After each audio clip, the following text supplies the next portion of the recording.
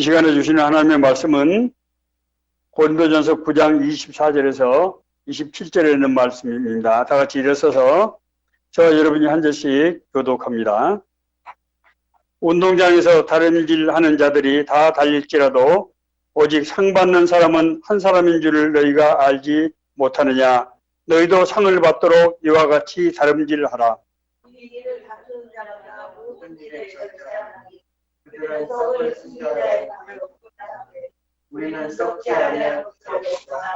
그러므로 나는 다름질하기를 향방 없는 것 같이 아니하고 싸우기를 호응을 치는 것 같이 아니하며 내가 내 몸을 쳐 복종하게 하면 내가 남에게 전파한 후에 자신이 도리어 버림을 당할까 두려워함이로다. 아멘. 예, 자리에 앉아주시기 바랍니다.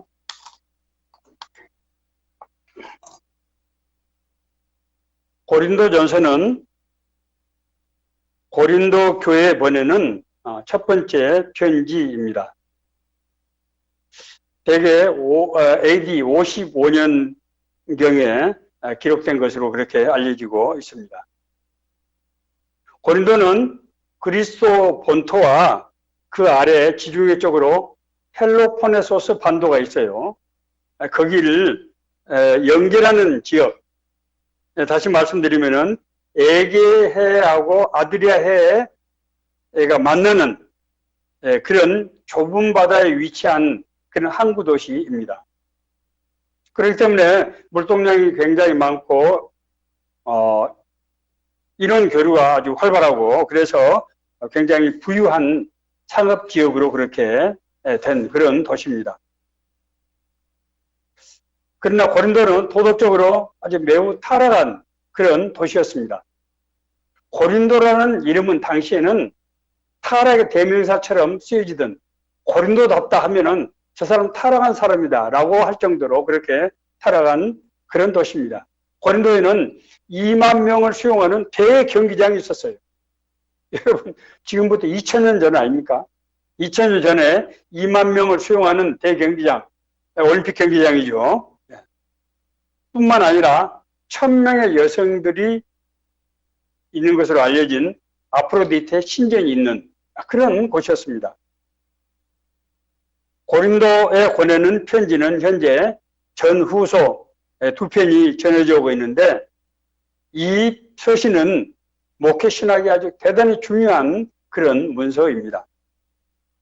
특히 바울사도는 본문에서 선교 사역의 전략적인 요소들에 대해서 매우 자세하게 설명하고 있는 것을 볼 수 있습니다.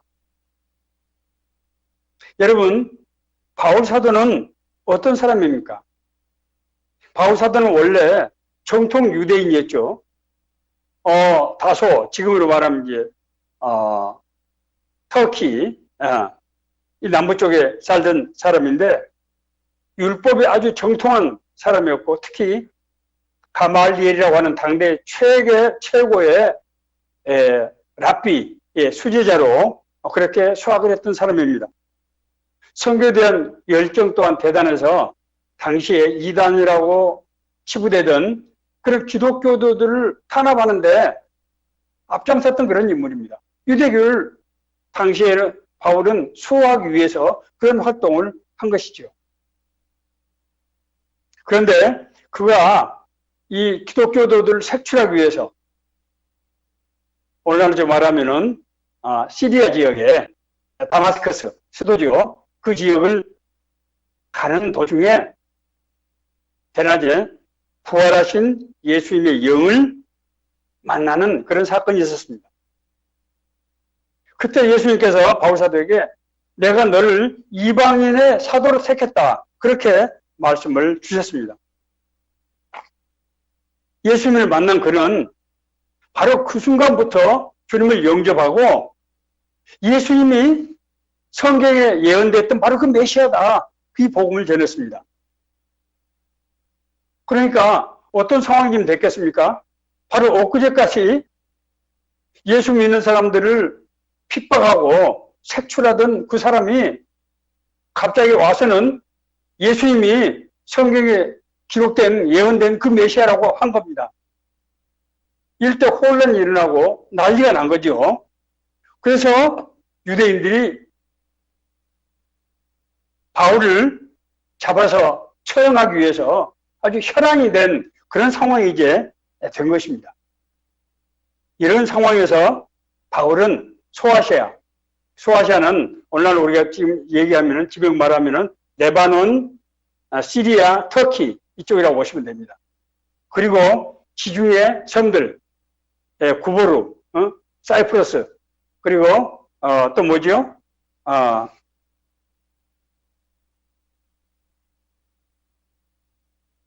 그런 그 주요 그 거점 도시들, 그리고 이 동부 유럽, 필리포, 또 마게도니아, 뭐 이런 쪽에 가서 그쪽에 가서 복음을 전했습니다. 바울 사도는 3차에 걸쳐서 전도 여행을 떠났는데, 방금 말씀드린 지역에 32지역에 가서 선교를 했어요. 그 결과 바울 사도가 순교한 대개 한 66년도에서 68년도 사이에 순교한 것으로 알려져 있는데, 순교한 지 100년이 지나지 않아서 유럽의 거의 모든 거점 지역에 교회가 세워지는 그런 엄청난 역사가 일어났습니다. 그래서 AD 313년에 로마에 황제했던 콘스탄티누스 대제가 기독교를 정식 종교로 인정을 하게 됩니다. 기독교 공인이라고 하죠. 그 밀라노 칙령을 통해서 기독교를 공인했는데, 로마 황제가 기독교를 공인한 배경에는 이미 유럽 지역에, 소아시아 지역에 기독교가 아주 자리를 잡고 있고 기독교도들에 대한 그런 이미지가 아주 좋았기 때문에 사실은 로마의 황제 콘스탄티누스 대제가 그 위에 무등을 탄 것입니다. 자, 그러면 오늘 우리는 바울 사도가 자기 통족들의 죽음에 의해, 그리고 새로운 이교도에 대한 박해가 그런 심한 상황에서, 그것도 바울 사도가 이방인에게 선교한 것은 사실은 예수님의 제자들 중에, 그 당시에 유대인들은 이방인들에게 복음을 전할 수 없었기 때문에 주로 바울 사도가, 물론 뭐 베드로도 약간 참여하곤 했습니다만은 이방인 선교는 주로 바울 사도에서 주도가 됐어요. 바울 사도가 혼자서 그 핍박 가운데서 어떻게 그렇게 많은 지역에 복음을 전할 수가 있었으며, 바울 사후에 100년이 지나지 않아서 유럽 지역에 복음으로 석권하게 되는 이런 놀라운 일이 일어났느냐. 그것이 바로 오늘 성경 본문에 나와 있는 이 말씀에 바울의 선교 전략이 핵심적인 요소들이 들어있다고 하는 것입니다. 바울 사도는 오늘 성경 본문에서 고린도 지역에 선교하는 것을 운동장에서 경기하는 것으로 비유하고 있습니다. 그 당시에 이제 올림픽 경기가 매 경년으로 매 2년마다 열렸거든요. 거기서 주로 이제 뭐 달리기 하고 뭐 이제 격투기 하고 이런 이제 경기들을 했는데, 바울 사도는 그 다름질하는 것을 이제 비유를 들어서 복음의 그런 싸움, 선교 사역을 그렇게 비유하고 있는 것입니다. 운동장에서 다름질하는 자들이 다 달릴지라도 오직 상을 받는 사람은 한 사람인 줄 너희가 알지 못하느냐. 너희도 상을 받도록 이와 같이 다름질하라. 나는 다름질하기를 향방 없는 것 같이 아니하고 싸우기를 허공치는 것 같이 아니하며 이기기를 다투는 자마다 모든 일에 절제하나니 그들은 썩을 승리자의 관을 얻고자 하되 우리는 썩지 아니할 것을 얻고자 하노라. 이렇게 얘기하고 있습니다. 자, 여기에는 세 가지 핵심적인 개념이 들어있는데, 첫 번째는 뭡니까? 향방 없는 것 같이 해서는 안 된다. 분명한 목표와 목적을 가지고 해야 된다고 하는 것이죠. 자, 두 번째는 허공을 치는 것 같이 해서도 안 된다. 뭔가 실제적이고 효과적인 세부적인 전략이 필요하다는 얘기죠. 네. 세 번째는 경기자의 자기 절제와 헌신에 대해서 얘기하고 있는 것을 볼 수 있습니다. 이제 우리가 구체적으로 이 말씀의 의미가 무엇인지, 이 말씀이 우리에게 어떤 의미가 있는 건지 하는 것을 알아보도록 하겠습니다. 자, 첫 번째는 바울사도가 말한 첫 번째 선교 전략의 첫 번째는 방향성, 분명한 목표와 목적을 말하고 있습니다. 나는 다름질하기를 향방 없는 것 같이 아니하고, 향방이라는 게 뭡니까? 방향을 잡고 나가는 것이지요. 여기서 방향이라고 하는 것은 하나님의 부르심, 하나님 우리에게 주신 비전입니다. 이것을 우리가 비전이라고 하는 것은 하나님께서 우리에게 비주얼라이즈, 우리가 보게 하신 거예요. 하나님의 뜻과 하나님의 계획을 보게 하신 것입니다. 그래서 비전이라고 하는 거예요. 이것은 하나님의 부르심이죠.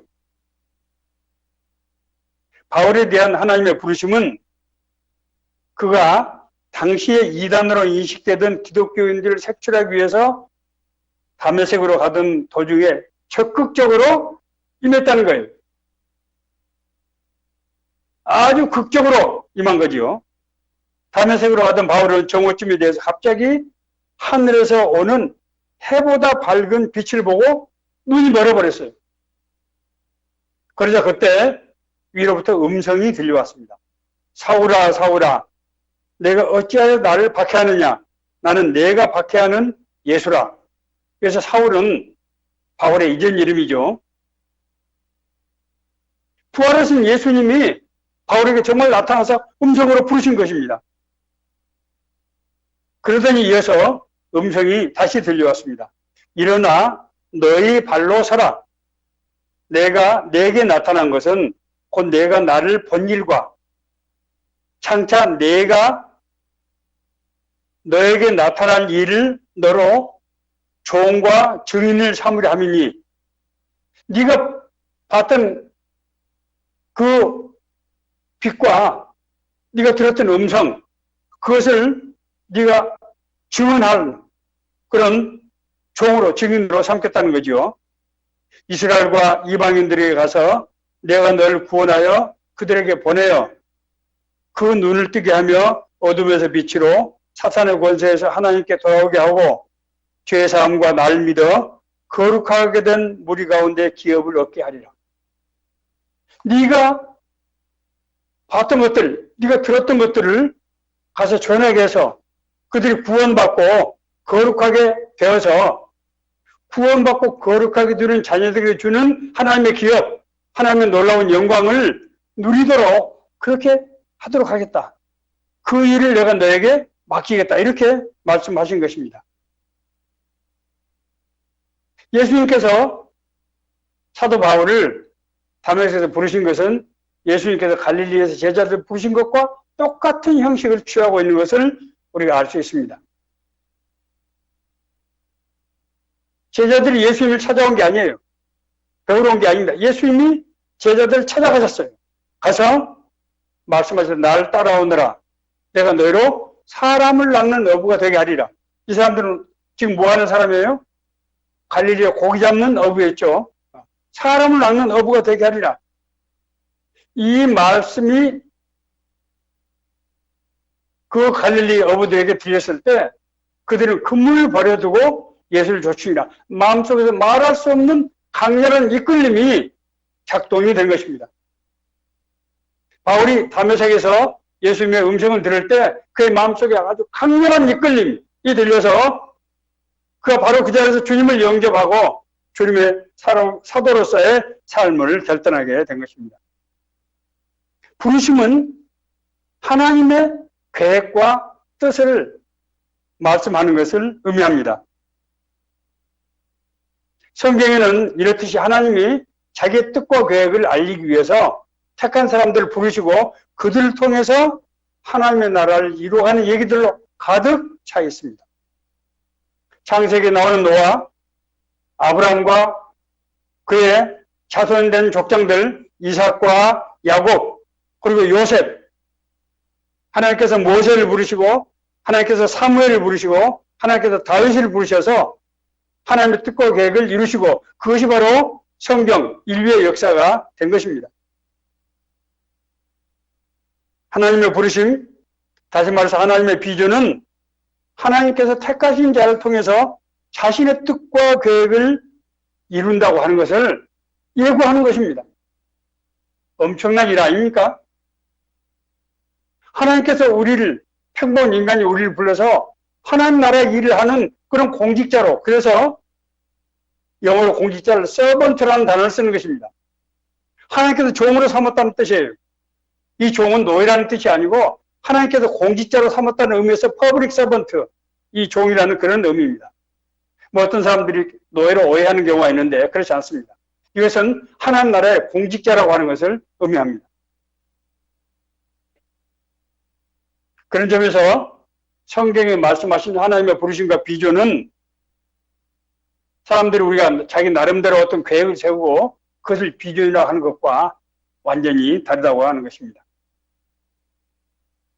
하나님의 부르심을 받은 사람, 그런 사람들은 예외 없이 하나님 앞에서 결단을 했습니다. 그래서 하나님의 부르심과 우리의 순종이 만나는 바로 그 지점에서 하나님의 역사, 하나님의 뜻과 계획이 이루어지게 되는 것입니다. 우리가 하나님의 부르심 앞에서 아멘으로 우리가 결단할 때 하나님께서는 택한 우리와 계약이 이루어진 것으로 인정을 하고, 그래서 하나님의 나라 일을 할 수 있는 보물을 세 가지를 주셨다는 거예요. 그 세 가지가 뭡니까? 첫째는 하나님께서 우리를 인도하시고 보호하시는 것입니다. 제가 가끔 제가 설교할 때 나무 예화를 쓰지 않고 저의 얘기를 주로 많이 합니다. 왜냐하면은 제가 제 얘기를 하는 것은 제게 실제로 일어났던 일들이고 그것이 하나님께서 저에게 하는 것이 너무나 명명백백하다고 하는 것을 알고 있기 때문에 제가 확신을 가지고 말씀드리는 것입니다. 제가 구원받고 거듭난 이후로 하나님께서 나의 삶을 주관하시고 인도하시는 것을 그때 당시에는 모르는 경우도 있어요. 그런데 나중에 지내놓고 보니까 마치 퍼즐 조각이 맞춰지듯이 완벽하게 하는 것을 수도 없이 많이 경험했습니다. 하나님의 택하신 자녀에게 어떻게 하신다고요? 우리를 보호하시고 인도하십니다. 보호는 모든 위험으로부터 지키신 것이고 인도는 하나님의 뜻과 계획 가운데 우리를 밀어주시는 거예요. 하나님께서 저를 경제기획원에 가게 하시고 다시 국무총리실로 옮기시고 공직 선교의 운동을 하게 하시고 그런 여러 가지 과정들이 나라에 정말 충성하고 일하면서 하나님의 그런 뜻과 계획 가운데서 이루어지는 것을 알게 됐다고 하는 것입니다. 두 번째는 그 일을 하는데 필요한 권세와 능력을 주십니다. 오직 성령이 너에게 임하시면 너희가 권능을 받고 예루살렘과 온 유대와 사마리아 땅까지 이르러 내 증인이 되리라 하시니, 하나님께서 우리 일을 맡길 때 그냥 과제만 주고 네 알아서 하라 그렇게 하시는 게 아니라는 거예요. 하나님께서 뭘 하신다고요? 성령의 권세와 능력을 주신다는 거예요. 성령의 권세와 능력이 뭡니까? 은사고 성령의 권능이에요. 우리가 복음을 전할 때 그 복음을 받은 사람이 삶이 변화되고 영접을 하게 되는 것은 성령의 권세와 능력 때문입니다. 그 사람이 그 내용을 이해해서가 아니에요. 병이 치유되는 것은 성령의 능력이 역사하기 때문입니다. 제 자신 병이 치유받았고 제 아내도 병을 치유받았습니다. 하나님께서 역사하신 거예요. 너무나 명명백백해. 뿐만 아니라 하나님께서는 우리를 홀로 두지 아니하시고 다른 사람들과 합력해서 선을 이루게 하시는 거예요. 사람들을 만나게 하시고 그 사람들과 동행하게 하시고 그래서 하나님 나라를 이루시더라고요.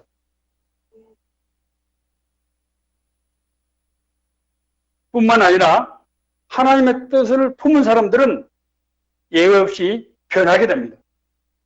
오늘 바울사도가 다메섹 도상에서 자기가 이단의 괴수라고 생각하던 그 예수님을 바로 그 자리에서 영접하게 됐습니다. 그것은 하나님의 어떤 부르심 속에는 우리 안에 아주 강렬한 이끌림, 우리가 거부할 수 없는 이끌림을 주셔서 하나님을 사랑하게 되고 하나님의 은혜를 사모하게 되고 하나님의 뜻대로 살기를 원하는 그런 강한 이끌림을 주신다는 거예요. 너희 안에서 행하시는 이는 하나님이시니 자기의 기쁘신 뜻을 위하여 너희의 소원을 두고 행하게 하시나니. 그래서 하나님의 부르심을 받은 사람은 하나님의 뜻대로 살기를 원하는 그런 강렬한 마음을 주는 거예요. 제가 1986년도에 은혜를 받고 나서 87년도부터 제가 공직에서 일하면서 직장선교 운동을 일으켰는데 그때 많은 사람들을 만났어요. 그런데 그분들의 간증을 들어보면 한결같이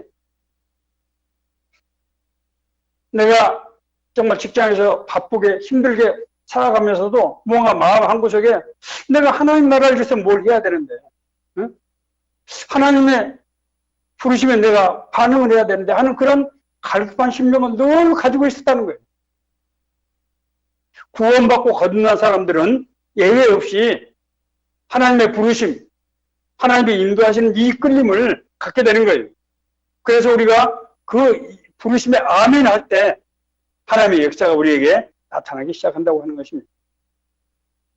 뿐만 아니라 하나님의 이 부르심은 받는 사람을 뿐만 아니라 받는 사람을 통해서 그 얘기를 또 받게 되는 사람들에게도 동시에 똑같이 나타나게 된다고 하는 거예요. 왜냐하면 우리 안에서 역사하시는 성령님이, 같은 성령님이 역사하기 때문입니다. 바울은 다메섹에서 예수님을 만나고 나서 바로 그 다음날부터 다메섹의 회당에 가서 예수가 메시아라고 전하게 되었습니다. 바울 사도가 자기 고향 지역에 가서, 터키 안디옥 지역에 가서 자기 종족들인 유대인들에게 가서 복음을 전했어요. 난리가 난 겁니다. 여러분 생각해 보세요. 엊그제까지 예수 일당을 색출하고 체포한 사람이 갑자기 와서 예수가 성경에 기록된 메시아라고 얘기하는 겁니다. 그때 바울 사도는 세 가지 사항을 가지고 복음을 전했습니다. 첫째는 우리가 그동안은 몰라서 이단으로 세워서 십자가에 못 박혀 죽게 한 그분은 하나님께서 선지자를 통해서 반복적으로 말씀하신 다윗의 자손 중에서 오신 바로 그 메시아다. 두 번째로 나는 여러분 잘 아시는 대로 예수 일당을 색출하고 잔멸하기 위해서 다메섹에 왔던 사람인데 내가 그 길가에서 부활하신 예수님의 영을 만나서 내가 이방인에게 복음을 전하는 그런 사명을 내가 받았다. 그러므로 여러분들이 회개하고 예수 그리스도의 이름을 믿을 때 그러면 나에게 임했던 그 구원의 역사가 당신들에게도 나타난다. 이렇게 전했어요. 이 말씀이 여러분 그 사람들이 지금까지 믿어오던 유대교를 버리고 그 말씀에 설득이 돼서 갑자기 변화가 되겠습니까? 그러나 성경은 이렇게 기록하고 있습니다. 사도행전 13장 42절에서 44절 말씀을 제가 읽겠습니다. 그들이 나갈 새 사람들이 청하되 다음 안식일에도 이 말씀을 와서 전하라 하더라. 바울 사도가 회당에 전하는데 이 얘기를 듣고 자기 동족 유대인들이 바울의 돌팔매를 치는 게 아니고 다음 주에도 와서 한 번 그 얘기를 더 해달라. 못 듣는 사람들이 너무 많으니까. 회당의 모임이 끝난 후에 유대인과 유대교에 입교할 경건한 사람들이 바울을 따르니 사도가 더불어 말하고 항상 하나님의 은혜 가운데 있으라 고난이라. 사람들이 자기 찾아와서 계속해서 가르쳐달라고 얘기를 해달라고 하는 거예요. 그 다음 안식일에는 온 시민이 거의 다 하나님의 말씀을 듣고자 하여 모이니. 자, 두 번 난리가 지금 난 겁니다. 첫 번째는 바울이 다메섹 도상에 쓰러져 가지고 예수의 영을 만나서 자기들이 십자가에 못 박혀 죽게 한 그 예수가 메시아라고 해서 일대 소동이 벌어지고 난리가 났는데 이번에는 그 바울이 와서 자기들에게 그 복음을 전하는데 그 지역에 있는 디아스포라 유대인들, 소아시아 지역에 와서 살던 유대인들이 이 바울의 복음을 듣고 그냥 그 자리에서 변화가 일어난 겁니다. 그래서 바울 사도 보고 다음 주에 와서 한 번 더 얘기를 해줄 수 없냐고, 안 들은 우리 형제들이 너무 많으니까. 그리고 그 사람들 데리고 와서 전부 온 시민들이 모여서 바울 사도로부터 듣고자 하는 놀라운 역사가 일어난 것입니다. 제가 그랬죠. 하나님의 부르심은 변화의 능력이 있다. 먼저는 그 말씀을 받는 자가 변화되고 그 사람을 통해서 말씀을 전해주는 사람에게 변화의 역사가 나타난다. 왜라고요? 성령이 역사하기 때문이다. 결정적 증거예요. 사람의 설득으로 하는 것이 아닙니다. 성령이 역사하시는 거예요. 내가 복음을 부끄러워하지 아니하노니, 이 복음은 모든 믿는 자에게 구원을 주시는 하나님의 능력이 됩니다. 먼저는 유대인에게 또한 헬라인에게다. 이 말씀이 이루어진 거예요. 복음의 하나님의 능력이 나타나서 그 반대하던 사람들이 이 말씀을 들을 때 그들의 심령에 변화가 나타나는 거예요. 사람이 바뀌어버린 거예요. 비전이 확실치 않으면 지속적으로 사역할 수 없어요. 하나님 나라의 일은 영적인 씨름입니다. 성령이 역사할 때 악한 영이 자기들이 쫓겨나기 때문에 쫓겨나지 않으려고 여러 가지로 술수를 부리고 장난치려 하는 거예요.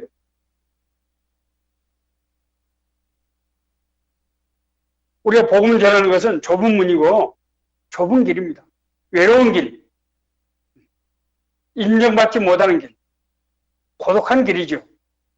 그래서 이 비전, 하나님 나에게 이 비전이 확실치 않으면은 상황에 따라서 환경에 따라서 흔들리게 돼요. 사람들이 많이 몰리고 뭐 득이할 때는 뭐 할렐루야 아멘하고 뭐 야단 법석을 떠는데 나중에 사람들이 떠나고 어려움을 겪기도 하면은 믿음이 흔들리게 되고 그래서 지속적으로 사역을 못하게 되는 것입니다. 그러나 복음에는 하나님의 능력, 성령의 능력이 역사하기 때문에 바울 사도는 유대 지도자들의 끈질긴 유혹과 그런 방해에도 불구하고 디아스포라 유대인들, 자기 동족 유대인들을 통해서 오히려 거꾸로 그들이 변화되면서 유럽을 변화시키는 그런 핵심 요원들이 그 사람들이 됐다고 하는 것입니다. 자, 두 번째, 싸우기를 허공을 치는 것 같지 아니하며, 제가 선교 전략이라고 그랬죠. 그래서 허공을 친다고 하는 것이 제가 경기에서 권투 선수가 이제 상대방을 때려야 되는데 헛손질하는 거, 이걸 허공을 치는 것이라고 얘기하고 있습니다. 다시 말해서 복음의 핍박 상황에서, 복음에 대해서 경계가 심한 상황에서 선교를 하기 위해서는 이런 상황을 돌파할 수 있는 효과적인 선교 전략이 있어야 된다고 하는 거예요. 열정만 가지고 되는 것이 아니라고 하는 것입니다. 비전을 받았지만은 이 합당한 준비가 없는 경우를 저는 많이 봤어요. 제가 지난 35년 동안 직장 선교를 하면서 많은 사람들을 만나고 가르치고 했는데 열정은 있고 은혜는 받았는데 준비가 안 된 사람들을 너무나 많이 봤습니다. 안타까운 일이죠. 여러분, 우리 한국의 그 어린이들이 제일 사랑하는 인물이 누굽니까? 다윗과 요셉이죠. 요셉은 애굽의 총리고 다윗은 이스라엘의 임금 아닙니까? 네. 자, 그런데 요셉과 다윗의 공통점이 있어요. 그것은 그들이 하나님의 부르심을 받았을 뿐만 아니라 요셉은 애굽의 노예로 13년 동안이나 살면서 총리로서의 일을 할 수 있는 모든 역량을 다 갖췄다는 거예요. 보디발 장군의 집에서 10년 동안 노예로 일했는데 보디발 장군의 집은 제가 지난번에 말씀드리지 않았습니까? 바로 왕의 비서실장이자 수도방위 사령관이에요. 그 집은 하인만 해서 3,000명이에요.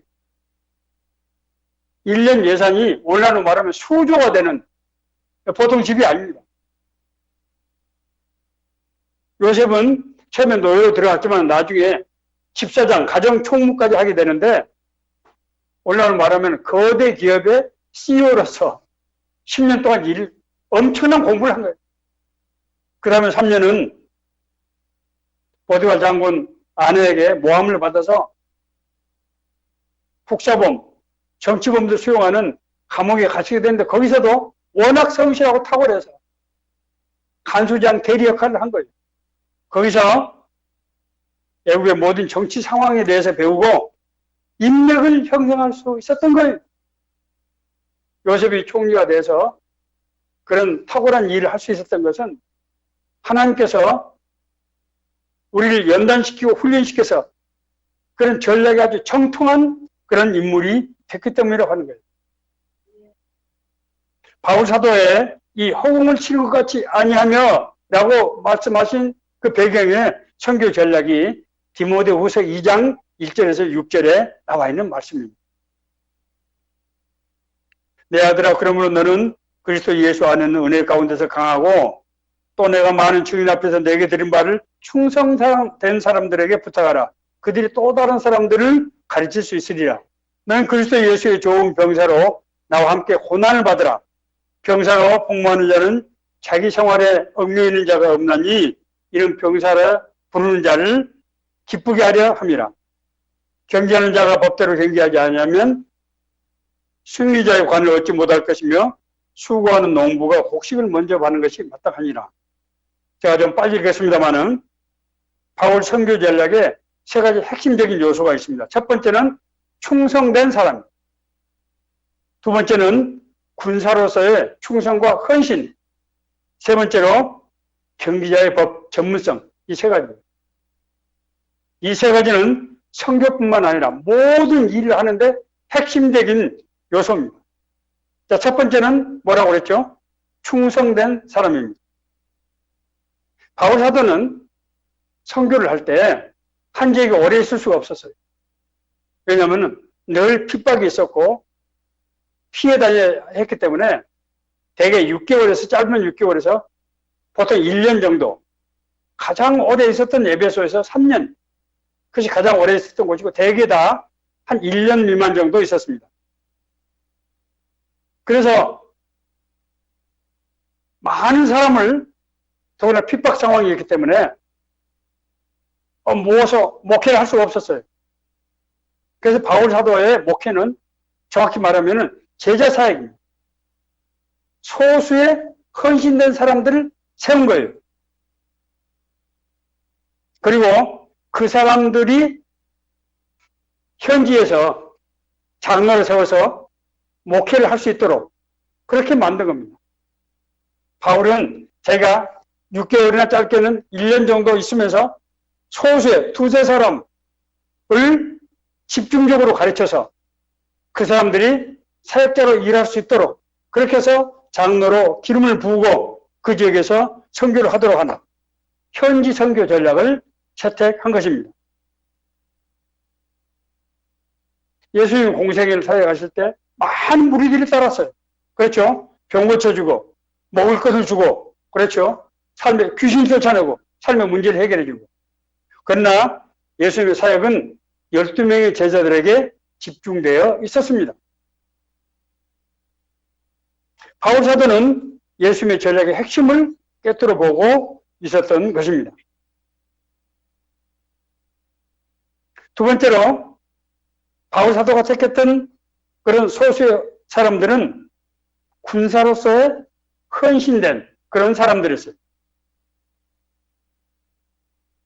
소수의 헌신된 사람들은 하나님의 부르심에 삶의 초점을 맞추고 그 일을 통해서 인생을 살아가던 바로 그런 사람들이었습니다. 예수님의 제자들 보면은 갈릴리 어부들, 지극히 평범한 사람들, 누구도 사회적으로 유명 인사가 영향력이 있는 그런 사람이 없었어요. 왜 그랬을까요? 예수님은 그런 사회적으로 영향력이 있는 제자가 필요 없었던 것입니까? 사회적으로 유능하고 영향력 있고 한 사람들은 하나님의 부르심의 삶에 집중하기가 어렵습니다. 예수님께서는 지극히 평범한 갈릴리 어부들을 택하신 것입니다. 그리고 성령의 역사와 인도하심으로 그들이 사역을 하도록 그렇게 하신 거예요. 바울의 핵심적인 제자들은 제가 성경을 사사시 뒤져보니까 바울 사도가 소개한 자기 동역자들 이름이 36명이 나오는데 그 중에서 누구도 사회적으로 출세하고 성공한 그런 사람이 아닙니다. 누가, 실라, 디모데, 디도, 에바브로디도, 브리스길라, 아굴라, 빌레몬 이런 사람들. 병사로 복무하는 자는 자기 생활에 얽매이는 자가 하나도 없나니 이는 병사로 모집한 자를 기쁘게 하려 함이라. 제자로서의 핵심적인 요소는 부르심에 전념하는 것입니다. 그러므로 평신도가 이런 사역을 하려고 하면은 자기 하는 일이 바로 복음이 돼서 일과 복음이 서로 분리가 되지 않도록 해야 됩니다. 그래서 자기 삶이 바로 복음이 되는 이 선교 모형이 바울 사도가 적용했던 그 모형이 우리에게도 그대로 적용이 돼야 된다고 하는 것입니다. 삶 속에서 자기가 만나는 사람에게 복음을 전하고 그 사람을 제자로 세워서 그 사람이 자기 삶의 영역에서 그렇게 하도록 하는 것입니다. 오늘처럼 교회 하나 세워서 많은 사람들을 불러 모으는 그런 목표가 아니에요. 바울 사도가 한 15년 정도에 걸쳐서 소아시아와 지중해 섬들 그리고 유럽 지역에 32개 지역에 거점을 마련해서 복음을 전했는데 그 짧은 시기에 유럽을 전체를 석권할 수 있으면 바로 이 제자와 전략, 이 복음의 전략 때문이었습니다. 바울 사도는 많은 사람들을 모으지 않았어요. 모을 수도 없었습니다. 핍박을 받는 상황이었고 자기는 이방인이었어요. 그래서 바울 사도는 현지인 전략을 철저하게 했는데 그 사람들은 어떤 사람들이고 하면은 자기가 만난 사람들, 자기가 복음을 전해서 만난 사람들, 빌립보 선교를 할 때 강가에서 루디아를 만났고 그 루디아가 복음을 영접하면서 그 과정에서 가정교회가 만들어지고 그 루디아가 하는 사람들 불러 모아서 빌립보 교회가 형성된 것입니다. 이게 바울 사도의 전략이에요. 소수의 사람들 그리고 그 일에 집중한 사람들을 통해서 바울 사도는 유럽을 석권할 수 있는 그런 복음의 판을 깔게 된 것입니다. 경계하는 자의 법의 두 번째는 선교사에게 전문성입니다. 전문성은 우선 하나님의 말씀과 선교 사역에 대한 어떤 전략적인 요소를 명확하게 이해하고 그것을 실현할 수 있도록 그렇게 하는 것입니다. 바울 사도는 한 지역에 오래 있을 수가 없고 자기가 32개 지역에 많은 제자들을 그 당시에 오늘날처럼 무슨 교통이 편리한 것도 아니고 바울 사도는 대부분이 걸어서 바다는 배를 타고 가야 됐기 때문에 바울 사도는 글을 써서 책을 써서 제자들을 가르치는 왜냐하면 바울 사도가 한 지역에서 한 6개월 정도 1년 정도 짧은 기간밖에 있을 수도 없었기 때문에 많은 것을 가르칠 수가 없는 것입니다.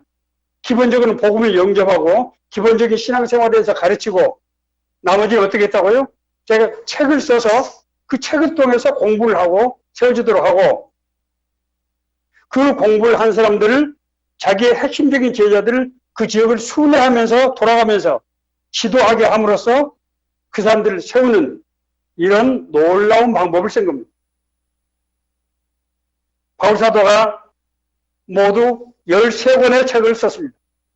13권의 복음 문서를 기록한 거예요. 자, 기독교 교리에 대한 서신인 교리서신, 로마서, 갈라디아서, 고린도 전서, 후서. 이것은 기독교 교리에 관한 것입니다. 두 번째로 목회 지침. 목회를 어떻게 할 것이냐, 교회를 어떻게 구성하고 사람을 어떻게 세우고 그래서 뭘 어떻게 가르칠 것이냐 하는 목회 서신은 디모데 전서, 디모데 후서, 디도서 13권, 그리고 제자를 육성하고 목회를 하는 종합적인 내용을 권면이 들어있는 일반 서신, 에베소서, 골로새서, 빌립보서, 빌레몬서, 데살로니가 전서, 데살로니가 후서, 이렇게 13권의 책을 쓴 것입니다. 엄청난 일입니다. 기독교가 세계적인 종교가 될 수 있었던 것은 바로 이 바울의 13권의 책 때문입니다. 원래 기독교 신학은 전적으로 바울 서신에 의존하고 있습니다. 그래서 한 발자국도 나가지 못했어요. 바울사도는 이 서신을 통해서 제자들 집중적으로 전문적으로 가르쳐서 자기가 똑같은 능력을 소유한 이 바울이 쓴 책은 성령의 책이기 때문에 그 책을 읽은 사람에게 성령의 역사에서 자기가 똑같은 그런 권능들이 드러나게 된 것입니다. 이것이 바울사도의 그런 전략이었어요. 그리고 마지막으로 어제 바울사도는 이기기를 다투는 자마다 모든 일에 절제하나니 그렇게 얘기하고 있습니다. 여기서 절제는 우리말로 단순히 조심하고 경계한다는 그런 뜻이 아니고 영어로는 디시플린이라고 그렇게 씁니다. 디시플린. 우리가 디사이플이라는 제자가 바로 디시플린에서 나온 거예요. 이것은 훈련을 통한 연단과 자기 통제를 의미합니다.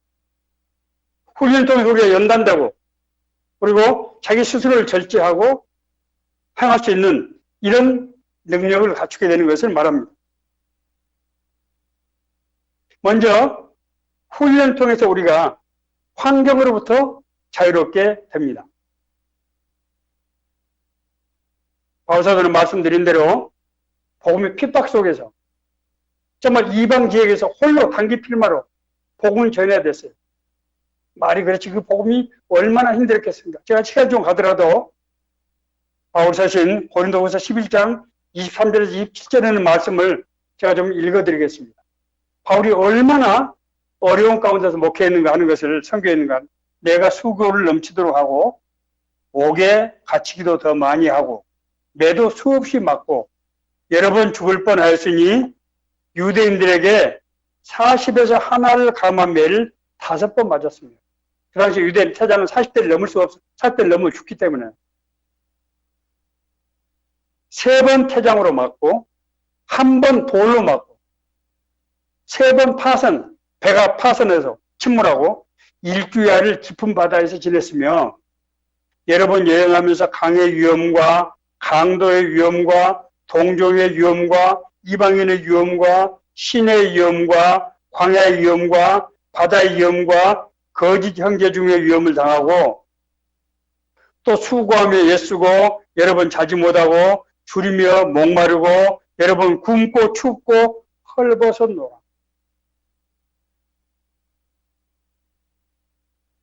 바울 사도가 고백하고 있는 거예요.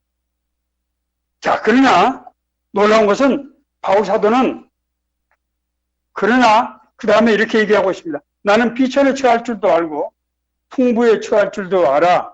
모든 일, 곧 배부름과 배고픔과 풍부와 궁핍에도 처할 줄을 아는 일체의 비결을 배웠다. 그런데 어떻게 배운 거 하면 내게 능력 주시는 이 안에서 내가 모든 것을 할 수 있다. 바울 사도가 하나님의 일을 할 때 함께 해주신 성령님, 그에게 역사하시는 성령님의 은혜를 입었을 때 이런 모든 환경으로부터 자유로워지는 그런 능력을 갖추게 된 거예요. 그래서 내게 능력 주시는 이 안에서 내가 모든 걸 할 수 있다고 하는 것은 어떤 상황에도 흔들리지 않고 내가 순경이든지 역경이든지 그 길로 갈 수 있었던 거예요. 배고픔, 가난 아무런 문제가 되지 않았어요. 질병이 드는 거, 목숨이 드는 거 아무런 문제가 되지 않았어요. 그리스도의 능력이 자기 안에서 역사했기 때문에. 이것이 바로 제자에게 주시는 하나님의 선교사에게 도구예요. 하나님은 우리를 부르실 때 그냥 무조건 일만 맡기시는 게 아닙니다. 우리가 그 일을 감당할 수 있는 힘과 능력을 주시고 우리의 역사를 하시는 거예요. 말씀을 맺겠습니다. 오늘날 우리는 지금 코로나19와 그리고 인터넷 정보화 사회, 인공지능 사회라고 하는 두 개 커다란 지금 도전에 직면해 있습니다. 코로나 팬데믹이 쉽게 종식되지 않을 것이다 라고 하는 것이 전문가들의 견해이고, 그것이 WHO 세계보건기구의 공식 입장입니다. 쉽지 않을 것 같아요. 이 코로나가 우리에게 주는 피해가 단순히 육신의 질병의 피해가 아니잖아요. 경제를 마비시키고 세상을 둘로 갈라내는 엄청난 한치 앞을 내다볼 수 없게 만드는 겁니다. 지금 인터넷, 인공지능 세상은 어떤 세상입니까? 전 세계가 한두 개 기업에 의해서 좌지우지되는, 우리는 지금 그런 상황에 살고 있는 거예요. 아무리 대한민국 큰 기업이 돈을 많이 벌어들이려고 하더라도 일자리가 늘어나지 않는 겁니다, 이제. 청년들의, 저희들 때 대학을 졸업하면 당연히 취업자리가 보장이 되고, 거기서 성실하게 그냥 근면하게 일하면은 성공 출세가 보장되고 삶이 보장되는 그런 시대가 아니라고 하는 것입니다. 교회도 마찬가지입니다. 지금도 다음 주부터 우리가 대면 예배를 드릴 수가 없어요. 믿음이 약한 성도들이 흔들릴 수가 있습니다. 선교를 하는 것 자체가 어렵게 돼 있어요. 만날 수가 없습니다. 이런 상황에서 우리가 이 상황을 어떻게 돌파해서 내 인생의 삶의 문제를 해결하고 하나님의 부르심에 합당한 그런 선교 사역을 할 수 있습니까?